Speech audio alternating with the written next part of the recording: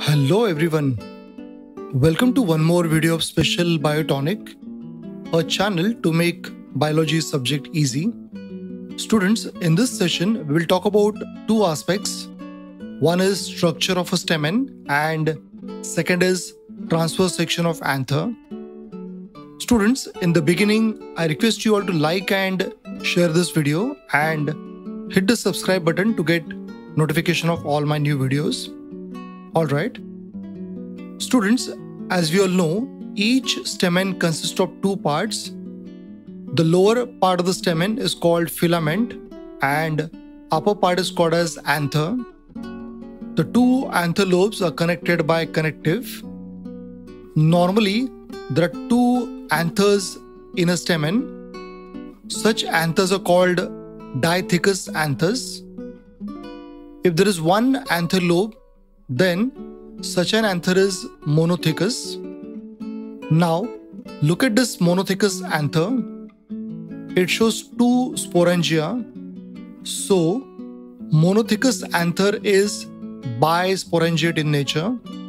Similarly, dithecous anther shows four sporangia. So, it is called tetrasporangiate structure. Students, if we take a section of anther, it looks like this. As this anther is dithecous in nature, therefore it shows four sporangia. This transverse section shows four parts and all four parts are same. Therefore, one section of it is magnified and it looks like this one. Its outermost layer is epidermis. It is made up of flattened cells. The layer below epidermis is called endothecium. This endothecium is made up of radially elongated cells.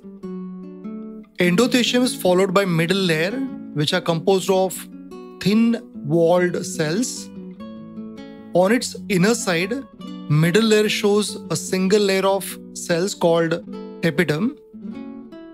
This layer gives nourishment to the developing pollen. This tapetum also secretes sporopollenin. Students, we will talk about sporopollenin in the next video. This tapetum encloses pollen sac, which is also called sporangium. This sporangium contains microspore mother cells, which undergo meiosis to form microspores or pollens. These pollens develop partly in anther and partly on the stigma. In case of dithecous anthers, the two anther lobes are connected by connective, which we can see clearly in this diagram. Students, this diagram also shows lateral opening called stoma. This stoma is meant for the release of pollen during the dehiscence. Students, during the early development, anther develops from a single cell.